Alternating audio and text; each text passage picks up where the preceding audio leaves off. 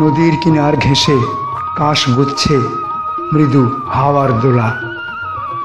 মাথার ওপর নীল আকাশে তুলোর মতো সাদা শুভ্র ভেসে বেড়ানো সাদা মেঘ, কিংবা শিউলি তলায় ফুলের গল্প মাখা স্নিগ্ধ ভোর।